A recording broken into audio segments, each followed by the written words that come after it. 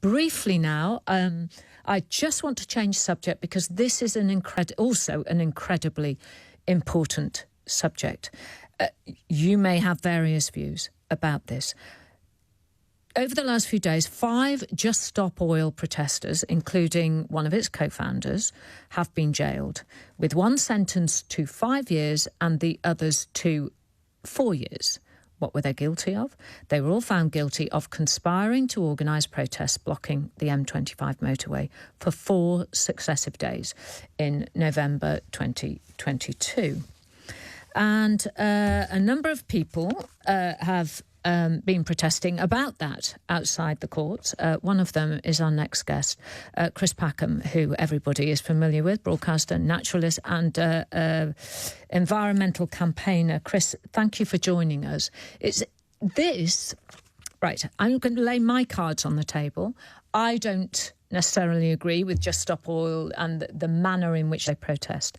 However, I could not believe the sentencing and the circumstances of the evidence they were not allowed to put forward to the jury in this case. Can you run us through that, Chris, please?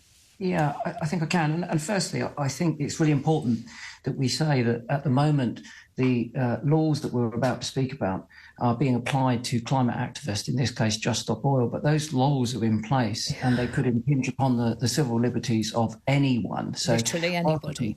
Yep. Yeah, whilst at the moment we're protesting about climate, this could be gender rights, this could be the right to strike, this could be health, it could be education, Absolutely. It could be anything in the near future. The laws are not specifically there to be punitive to climate protesters in isolation. In simple terms, these 5 people have been given disproportionately high sentences, the highest that we've ever seen for peaceful protest in the UK, certainly since the 1930s. I think that it amounts to harassment and intimidation of climate protesters. They're trying to keep us off of the streets. And it follows in the wake of laws that were, Liberty have taken the former government to courts. Vorderman put those laws in place. Yes. The Police Crimes Courts and Sentencing and Courts Bill, which came up with the phrase public nuisance. But it's ambiguous in its context, and this provides difficulties for both the protesters, knowing how far they can go, and, of course, for the police, knowing when they should and could properly arrest them. They then find themselves in court, and in court, judges have taken to the habit of forbidding the juries to quit on the basis of their conscience, and that's something that's been enshrined in UK law since the 1600s. It's a key part of our democracy. And in the case of these climate protesters, another habit that's crept into the courts is that judges are forbidding them for saying what motivated them to make the protest in the first place. So therefore, the context of their protest is not available to the jurors to be considered. Now, in this case, when we're talking about the context of climate breakdown, it is, of course, the most serious issue in our species' history. You only need to look at social media today to see that many parts of the world are on fire or underwater. Yeah. And that people are being displaced, people are going hungry.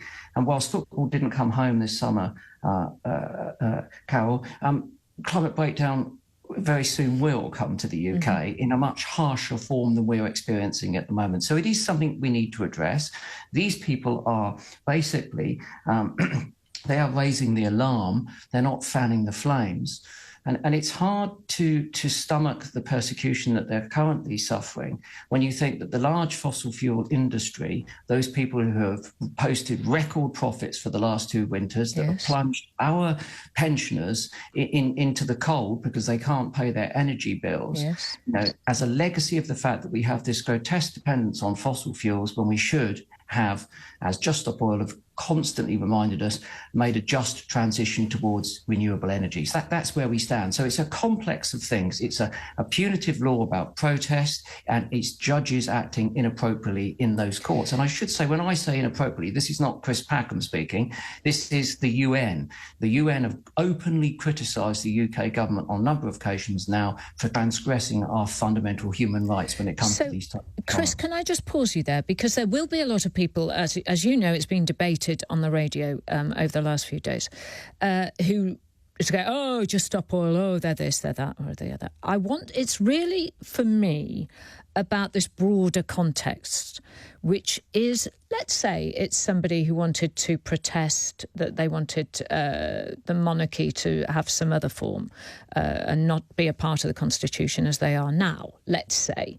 And that's a growing number, for instance. It's the fact that these new laws, introduced, as you rightly say, by Sir Braverman when she was Home Secretary, for others who may want to protest, they may want to strike, they may want to do all sorts of different things. It's that really that concerns me. Can you just repeat what you said about that? Well, you're absolutely right, Carol. You're hitting the nail on the head. Climate activism may irritate and annoy you. Yeah. Just Stop Oil are trying to find media space to get their message across. It's very difficult with the right-wing media who constantly belittle them as eco-zealots and the eco-mob, etc. But we have to stress, as you have, that this is a far bigger issue. It is a bigger issue. The way that these laws have been drafted is such that they are there to punish anyone who wants to protest about anything. The method of that protest is becoming increasingly difficult. The idea being, when they were drafted and manipulated illegally, I should add, by Sir Braverman, because Liberty took the government to court. They won their case because, if you'll recall, she couldn't get that amendment to the law across the line, couldn't get it through the laws. It was toing and froing the whole time, couldn't get it through Parliament, and so they enacted the Henry VIII clause, where basically they can push the law through without a democratic process. Liberty took them to court. They were found culpable of that. What's interesting, though, Carol, is this week, the former government appealed the day before they announced the election. And this week, Yvette Cooper has to make her mind up whether this government sustains that appeal or they just chuck it out and say we're going to go back to basics. Well, that would be an interesting thing, and I'm sure you'll be on lots of media discussing that, Chris. Thank you so much for joining us. Really appreciate your time. It is a terrific, this broader context, whatever you think about the methods of Just Stop Oil, for me, this is about the much broader context, as Chris Packham rightfully said there. I'm just going to read out a couple of messages. We're coming back now to bullying in the workplace.